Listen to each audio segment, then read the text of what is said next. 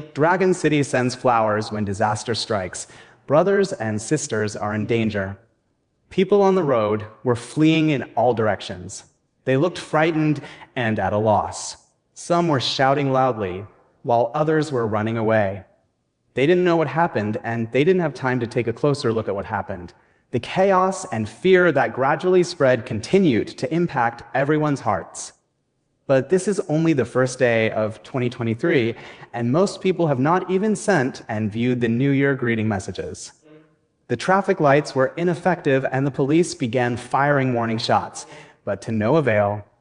Jiang Somyun and Chun Shi were sitting on motorcycles, blocking the west exit of the commercial street. I saw that he was wearing a white helmet and a white coat, which was his work clothes. There was a 7-color rose printed on his left chest, a bright rainbow curved under his back shoulder, and several colorful words, Rainbow Angel, were printed below the rainbow. The main body of the motorcycle is also spray-painted white, and a 7-color rose is printed on both sides of the fuel tank. An open 7-color box is installed at the end of the back seat, which contains a bouquet of 33 white roses that are exquisitely packaged. If you look closely, there are strawberry, hawthorn, and candied haw skewers wrapped in oil paper sandwiched next to the wrapping paper. Now Chun Shi is hugging her brother, whom she has lived with for more than 10 years, tightly, her head resting on the rainbow on his back. This is the only person who can give her a sense of security now. Even though she is wearing a safety helmet, her furrowed brows and solemn eyes can still be seen through the goggles. Jiang Somyun also knew that she must be afraid. He wished he could turn the gear to the highest gear and turn the accelerator all the way, but even so, it would still take nearly an hour and a half to ride a motorcycle home from downtown Liezhou. Moreover, he turned around and found that as far as he could see, there were long queues of cars on the road, and the windows were all tightly locked.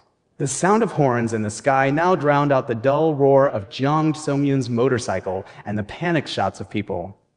Jiang Kanjiantang reached out and dialed a button on the right side of the helmet, trying to connect to the wireless communication system on his and Chun Shi's helmets.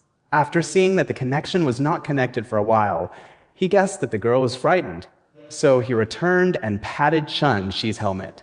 Only with these two actions did Chun Shi react. Don't be afraid. Brother will take you home. Jiang Somyun comforted Chun Shi while looking where there was still a way to go. Brother, what's wrong with those people? Why do they pounce on people when they see them?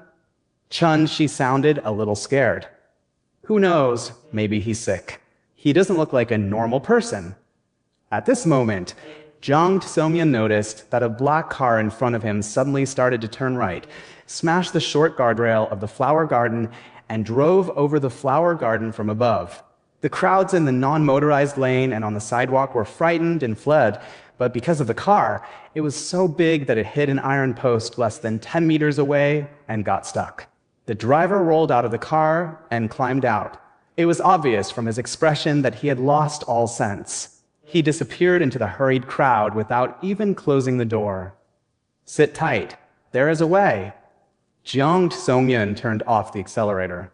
As an experienced rider, this was an excellent passage for him. Chun Shi pressed her head closer to show that she was ready. I saw the motorcycle following the hole made by the driver of the car and speeding up the sloping guardrail.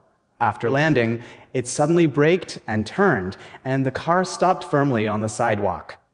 No one would care that there was an extra motorcycle on the road. They just hoped that nothing terrible would happen to them in the next second. Jiang Somyun stretched out a bicycle to support the car and turned the accelerator with one hand to avoid stalling. At the same time, he quickly observed the road conditions. He planned to drive down the sidewalk, go straight from this road, cross the bridge, and walk 5 kilometers to the national highway. Hurry up and call Grandma to see what's going on at home. Chun Shi hurriedly reached for her cell phone in her pocket. Unexpectedly, when she took it out, her hand slipped and the cell phone fell to the ground with a pop and was accidentally kicked to the side for several meters by a running passerby.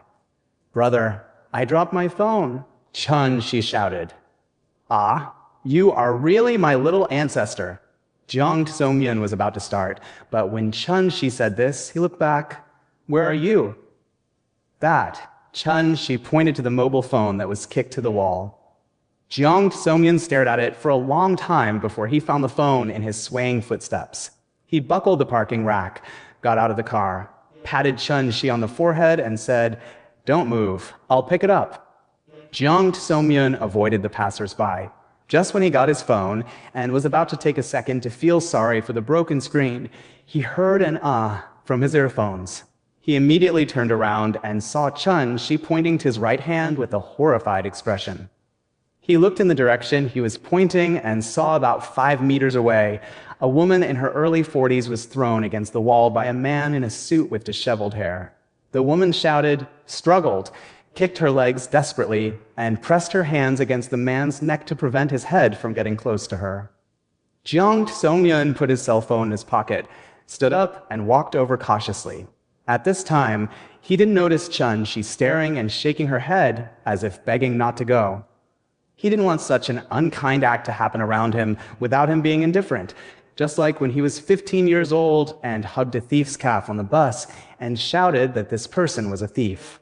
At that time, the crowd in the bus attacked and the thief entered the police station. He also received the honorary title of Young Hero. Now no one except him is willing to stop panicking. "Hey," he yelled at the man. "Save me." The woman discovered Jiang Somyun with a glimmer of hope in her tearful eyes and shouted to him in a hoarse voice with all her strength. The man did not react to Jiang Somyun. He still pressed the woman tightly, breathing irregularly from his mouth, and kept pushing his head forward. The woman obviously couldn't hold on any longer, and her arms had begun to bend. "What are you doing?" Jiang Somyun leaned down, pressed his hands on the man's shoulders, and tried to break him open, but it felt like breaking off a huge boulder and couldn't be broken at all. Suddenly, the man turned his head towards Jiang Somyun, but it was okay if he didn't turn around. When he did, Jiang Somyun was so frightened that he lost his grip and fell back several meters. I saw that the man in the suit had disheveled hair with a lot of mud on it. The suit was torn in several places, and his tie had been torn out of shape. The white shirt on his chest was stained a large amount of dark red, and a small part of his neck was obviously missing. Not only was the blood from the wound not dry, but some flesh was hanging on his face. He was also stained with blood, his brows were furrowed. A pair of pupils as big as soybeans were staring at Jiang Somyun, and he kept baring his teeth. The gaps between his teeth were filled with blood, his lips were still dripping with thick blood, and he was humming a creepy warning sound in his throat. "Error 500, server error. 1500, that's an error. There was an error. Please try again later. That's all we know." "Error 500, server error. 1500, that's an error. There was an error. Please try again later. That's all we know." Chun Shi, who was on the motorcycle, saw these scenes very clearly. Although she was frightened by the scene, she couldn't care less about her fear at this time and shouted at Jiang Somyun, "Brother, brother, come back quickly." Jiang Somyun was brought back to consciousness by Chun Shi's shout, but thinking of the fright just now, looking at the flesh-eating and blood-drinking monster in front of him and the woman who had lost her struggle, an unknown fire suddenly ignited in his heart. He stood up from the ground, rushed towards the monster without any hesitation, and launched a flying kick. This kick hit the side of the monster's head impartially. Coupled with the inertia of Jiang Somyun's charge and his own strength, with a crisp sound of fractures in the neck, the monster rolled and flew several meters away and was silent for a moment. Jiang Somyun pushed up the goggles of his helmet and squatted down to check on the poor woman, thinking of saving her as soon as possible. I saw that the woman had lost consciousness. Her body was still twitching slightly. A large piece of meat on her neck had been bitten off. The arteries were clearly visible, and blood was still pouring out. It was a pity that Jiang Somyun was not a doctor. Otherwise, he would have noticed something strange in front of him. Jiang Somyun has not learned any bandaging techniques, but he knows that the most important thing now is to stop the bleeding. He hurriedly took out a pack of tissues from his trouser pocket. After pulling out 4 or 5 sheets, he spread them out randomly and pressed them on the woman's wound. He then took out a roll of pink tape and scissors from his jacket pocket and applied them to the tissue on the wound. The whole process only took 15 seconds. Such proficiency was only due to his accumulation of daily work. Within a short while, the paper towels were soaked with blood and turned dark red, but the amount of spillage was significantly reduced. Just when he was secretly glad that the bleeding was effective, Chun-Shi's shout came from the earphones. "Brother, be careful on the right side." If Jiang Somyun had time to see Chun-Shi, it would have been an expression he had never seen before, filled with tears and full of fear. Because Jiang Somyun never let his sister suffer any bullying since she was a child. Chun-Shi was always happy with him by her side. Even if she occasionally felt sad and cried, it might just be because she couldn't find her beloved stuffed toy. But Jiang Somyun was too late. When he turned to look to the right in response to the shout, he found that the monster that had been kicked away had already tilted its head and opened its mouth and rushed towards him, but it was only 1 meter away. Just when Jiang Somyun was unable to dodge and was helpless, there was only a pop sound and a heavy school bag slammed into the monster's back. His head was tilted and his balance was disturbed. After being hit, the monster suddenly lost its center of gravity and plopped down in front of Jiang Somyun. Dark red blood gradually flowed from his face along the gaps between the floor tiles, staining several high school textbooks scattered from the school bag that could not be opened. After the monster fell, Jiang Somyun could clearly see the child behind him. He was tall and thin, wearing a white and blue school uniform and a pair of big glasses. Behind the glasses were a pair of wide eyes. It seemed that he was also surprised by what he had just done. "3 good students?" Jiang Somyun asked the student with glasses. The student shook his head. Jiang Somyun pointed his index finger at the student and said, "From now on you are." After saying that, he picked up the books on the floor and stuffed them into his school bag. He stood up, walked over, and handed the school bag to the student with big glasses. "It's a little dirty, but it probably won't affect its use." Jiang Somyun reluctantly closed the opening of his school bag and said, "Let's go quickly." "Oh." The student with big glasses took the school bag and ran away in Chun-Shi's direction in a short while. Jiang Somyun looked at the child walking away, then looked at the monster on the ground, and found that it was no longer breathing. Just as he was about to take out his phone to dial 110 and 120, he suddenly noticed that the woman opened her eyes, revealing a pair of pupils as big as soybeans. He suddenly realized something, immediately put away his cell phone, took off his goggles, and ran back to the motorcycle in a sprint. "Brother, you scared me to death." She couldn't hold back her tears at this time, and hugging Jiang Somyun was like a misty rain in the south of the Yangtze River. "It's okay, my brother is here." As he spoke, Jiang Somyun took out his cell phone from his pocket and handed it to Chun-Shi. "Call Grandma and ask her to close the shop, lock the doors and windows, and don't let anyone in." After speaking, Jiang Somyun turned off the accelerator and drove towards the bridge. He looked in a rearview mirror and saw that the woman who had just fallen to the ground had stood up and threw herself at the person next to her. Chapter 2. The whole city is blocked by the wind and rain bridge. Everyone is in danger, but still misses his family. It had only been 10 minutes since Jiang Somyun and Chun-Shi drove their motorcycles out of the sidewalk at the west entrance of the commercial street, but the streets and alleys were now overcrowded. Public security, traffic police, and armed police could be seen everywhere, all fully armed, like colorful sparks in the night, scattered in every corner of this gloomy city. Faced with the gradual emergence of these crazy people who deliberately harm the people, cause social panic, and cause disorder, they must appear as soon as possible. This is their mission. Police batons, tear gas, electric shock batons, high-pressure water cannons. Since warnings have no effect, the only option is to be courteous first and then fight. However, these last resort methods have been ineffective against these crazy people. People chase people, people bite people, cars chase cars, cars crash into cars, breaking windows, smashing doors, jumping off buildings, crying, roaring, wailing. The biting continues. The chaos continues. The panic continues. Finally, a few crisp gunshots came from nowhere. Among the chaotic noise, Jang Song-yun heard clearly the sound of gunshots. He heard it when he was invited to the army as a family representative to observe his younger brother Zhang Qingjuan's martial arts competition the year before last. Then gunfire came from several other different directions, followed by several intermittent explosions. We've used bullets. It seems the situation has escalated. Call again and see if Grandma picks up.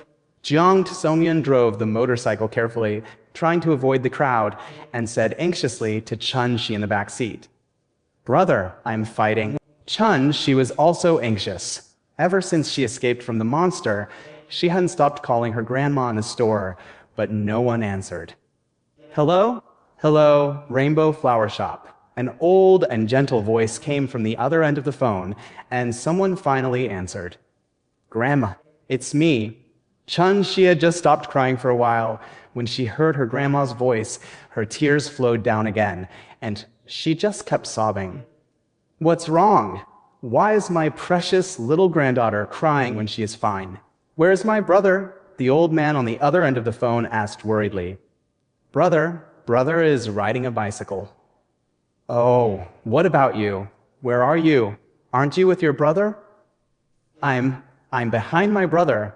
He's riding in front. We're together."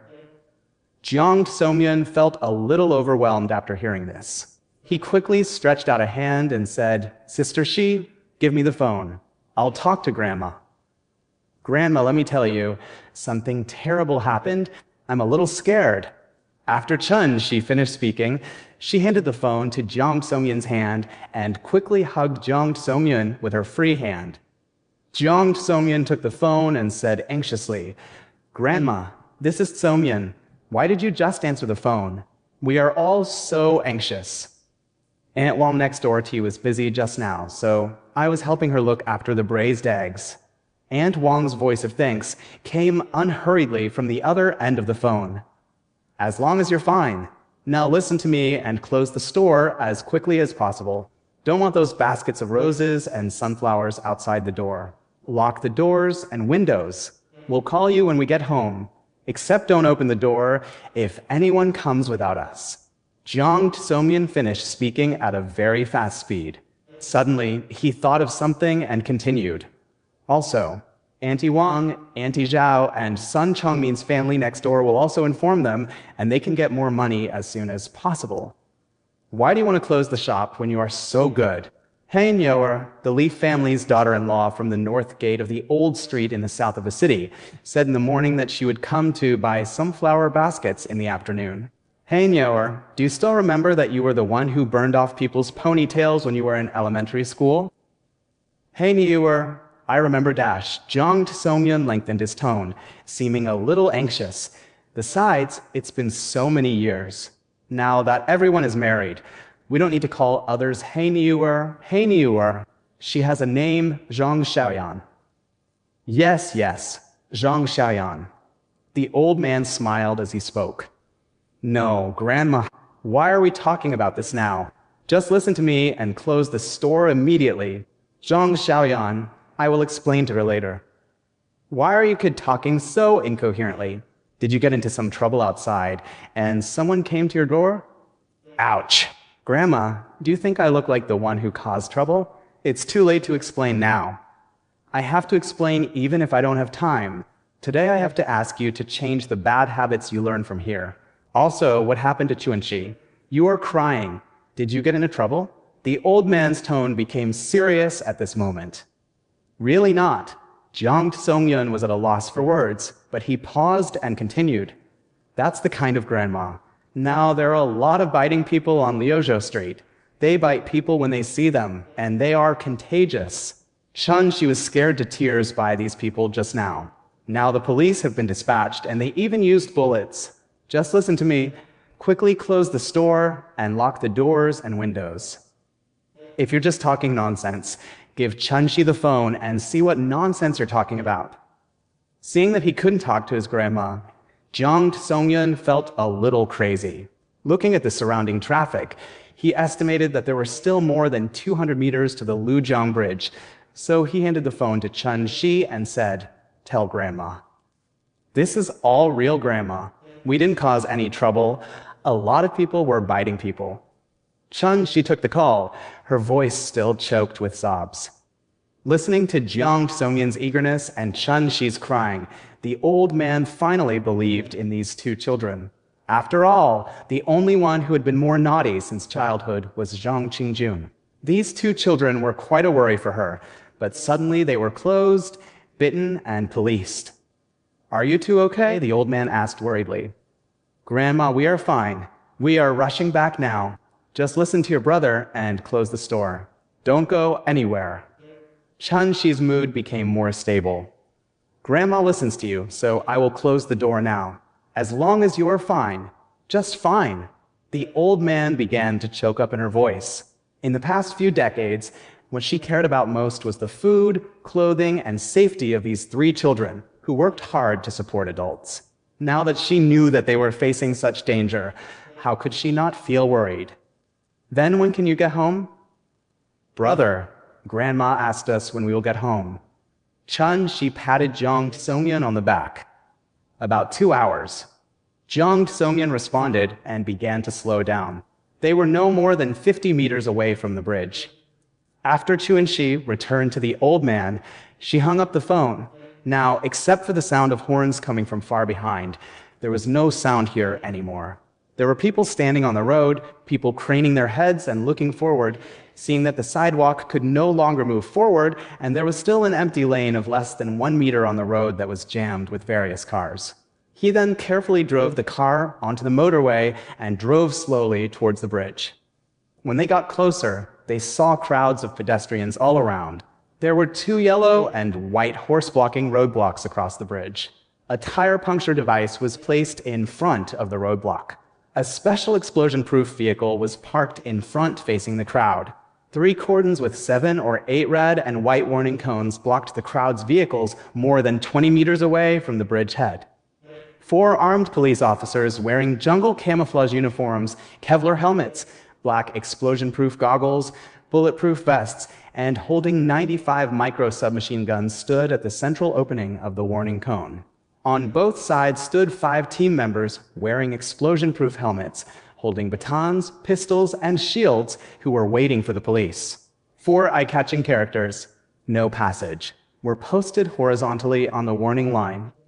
At this time, an officer with a 3-star military rank, holding a loudspeaker, said to the crowd in a very penetrating voice, fellow villagers, following orders from superiors, due to the current unidentified malignant injuries in Liuzhou City, and which are contagious to a certain extent, in order to prevent infectious factors and the situation from spreading to other areas and causing wider public panic, our 7868 Department 130 team was ordered to blockade the Lujiang Bridge here. The blockade is expected to be lifted after the situation is under control. We apologize for the inconvenience caused. After he finished speaking, there was an uproar around him, and then various voices of discussion came and went. At this time, a middle-aged man behind Jiang Songyan waved his fist and shouted emotionally at the armed police officer, "Why are you blocking the bridge? I want to go home."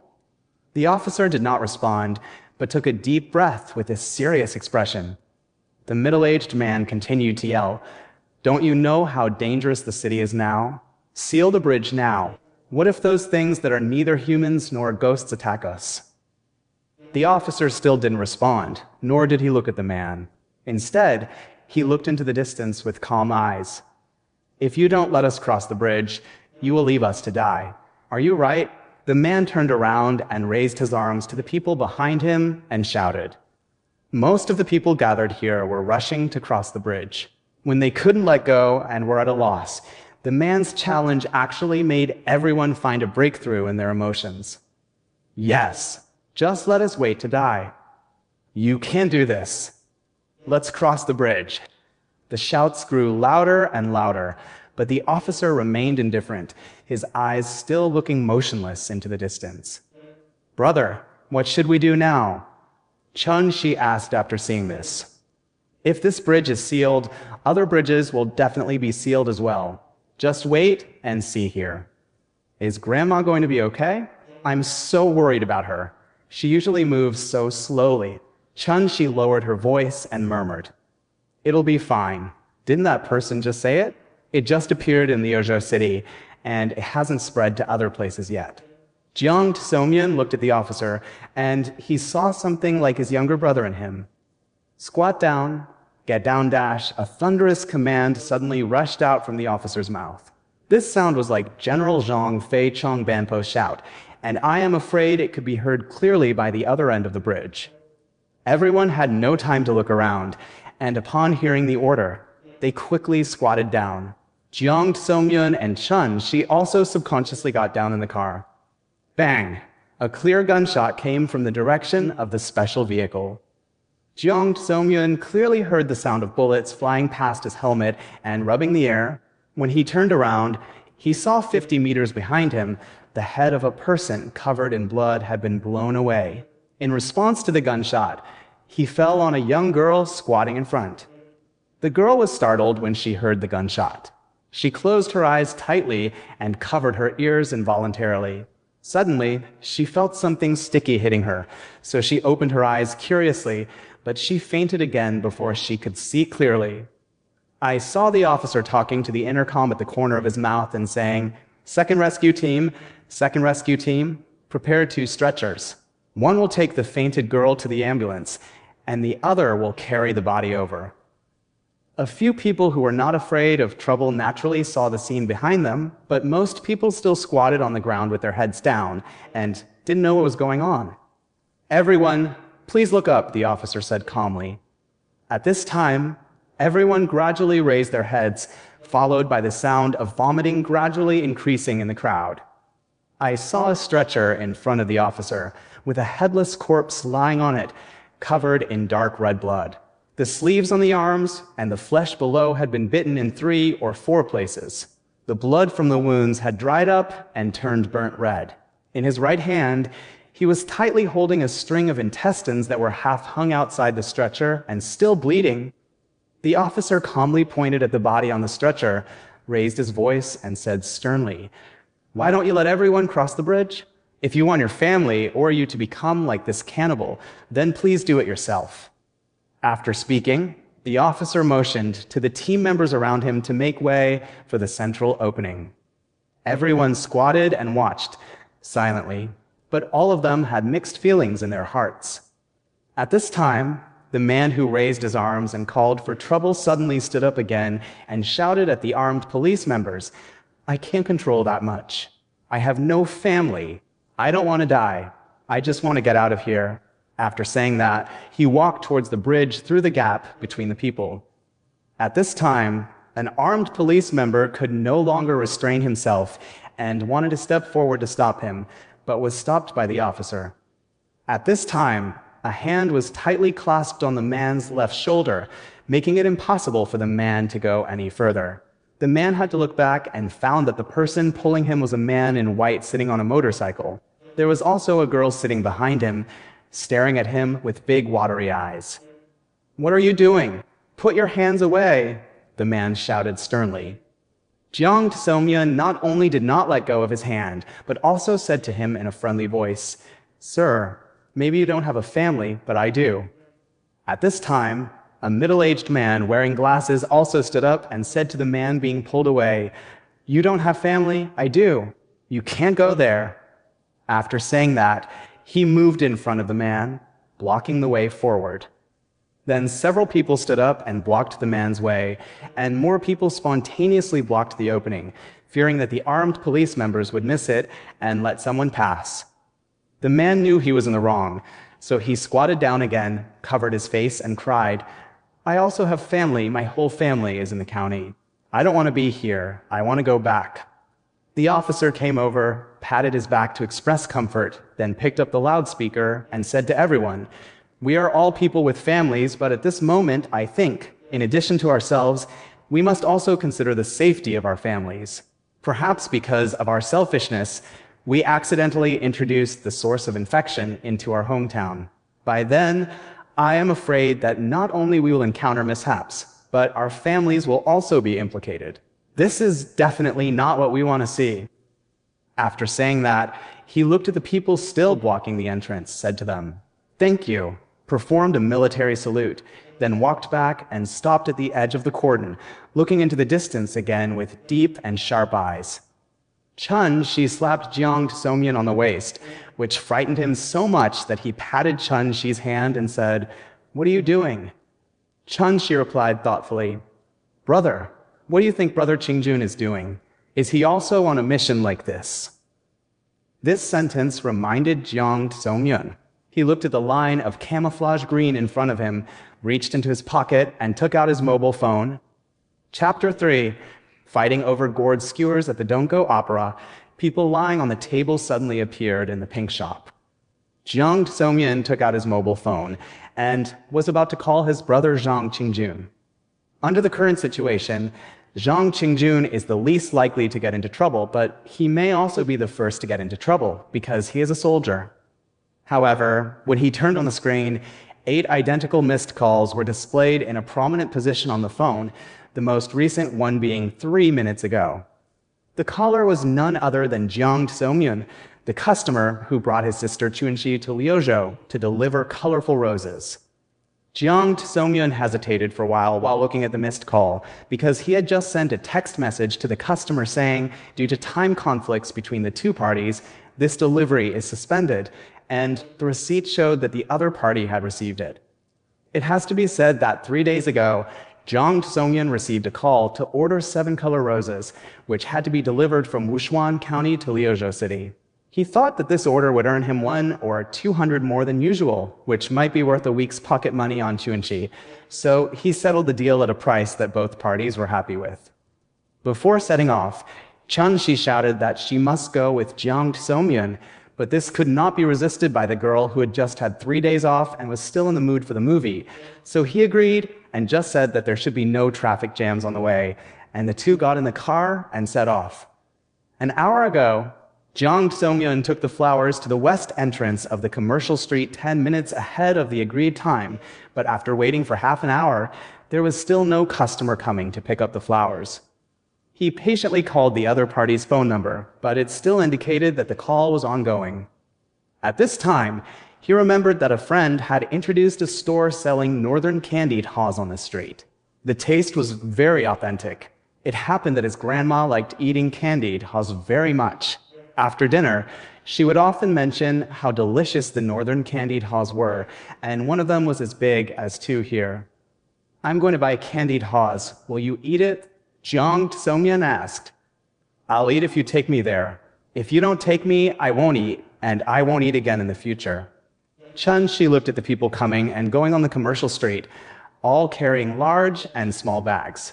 Her happiness was beyond words, and her heart had already flown out of the car. She wanted to go to this store and take a look at that store. Hearing this answer, Jiang Somyun was a little bit dumbfounded, but as long as he has a younger sister, which elder brother wouldn't dote on her like a baby, at this moment, he couldn't help but secretly said that he shouldn't have asked just now. So, Jiang Somyun sent a text message to the customer, "I've been at the west entrance for half an hour, and you haven't come yet. I'm going to buy candied haws on a stick. Call me when you get there." After that, he locked the car, took the flowers and Chunxi, and went to find a candied haws fruit seller.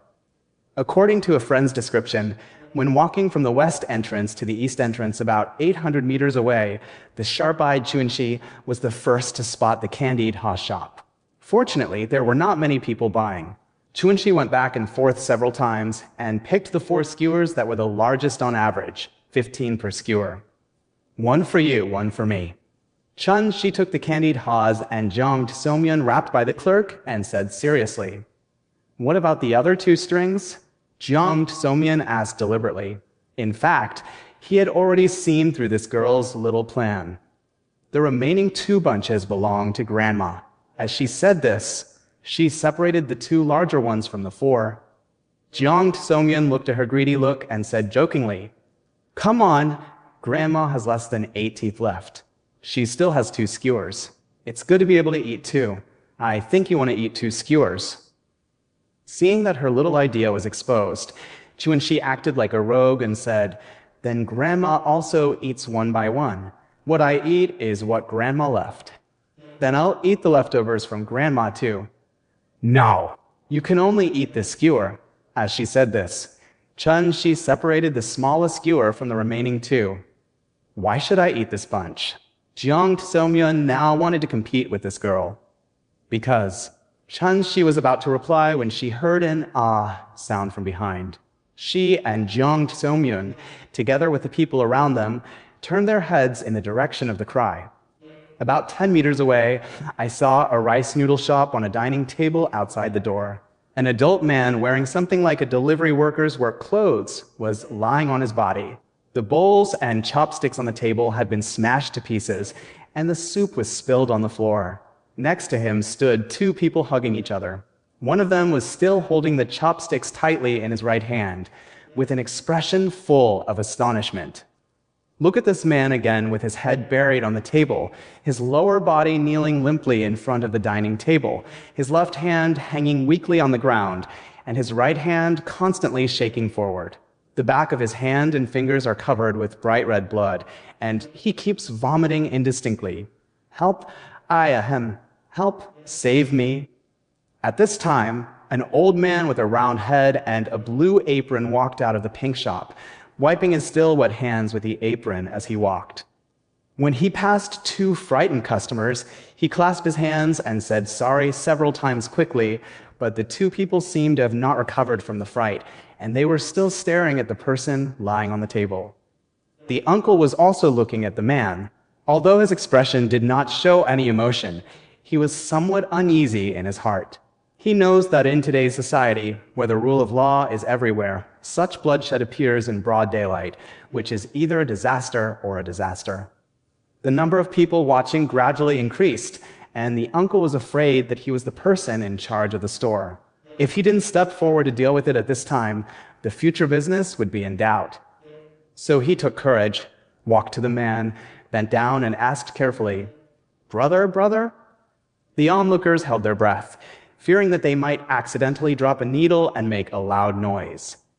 Seeing that the man still didn't respond and kept shaking his bloody hand, the uncle reached out and patted his back gently and said, Brother, are you okay? Suddenly, half of the man's lying body bounced up from the table with a bang. His chest and sleeves were stained with blood, and half of his face was still bleeding.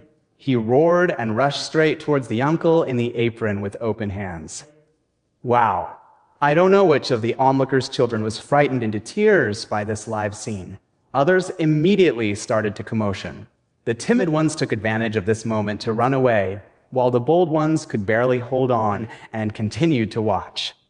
By the way, this man looks to be less than 1.7 meters tall, with a slim build, and the jeans he wears are all slimming.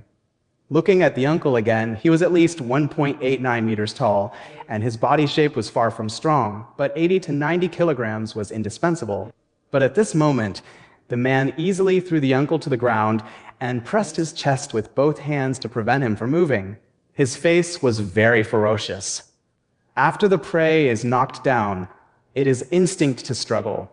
But now, no matter how much the uncle twisted his waist, swung his arms, and kicked his legs, he couldn't break free from the man's oppression. Suddenly, the man's expression became distracted again. He looked around tremblingly, then turned back and said to the uncle in an almost desperate voice, Save me, Mom, save. The uncle obviously felt that the man was no longer exerting any force. With a sudden force, he pushed the man away 3 or 4 meters and quickly got up. But before the uncle could stand still, the man was seen staggeringly getting up. At this time, the cry for help had disappeared, and those who listened carefully had begun to hear a low warning sound coming from his mouth. After the previous attack, the uncle felt that he had failed to hide his face, and now his forehead was filled with anger. He stood firm and walked towards the man with a fierce aura without saying a word. He was thinking that maybe today's bloody disaster was destined, or it was his hand. However, at this moment, the man suddenly roared, waving his hands and pounced on the crowd. No matter how courageous he was, he couldn't stand the fright, and they all ran away and dispersed. When Jiang Songyan saw this, he took Chun Shi, who was already looking at it in a daze, and ran away, leaving the uncle alone and stunned in front of the store. Jiang Songyan could no longer see the last scene of his uncle. After running 70 or 80 meters, he only heard a scream that pierced the sky behind him. Chun Shi followed Jiang Songyan closely. Her soul was frightened the moment the man raised his head. Now she could only hear her heart beating tremblingly. She wanted to say something in her mouth, but she couldn't organize the words in her head.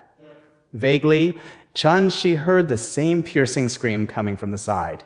She turned around and looked around, and was horrified to find that someone was also rushing towards others. She was so frightened that she quickly turned back and dragged Jiang Songyan tightly for fear of losing him. After a while, the harmony on the commercial street was gradually broken by the screams and shouts, and the chaos gradually spread from point to point.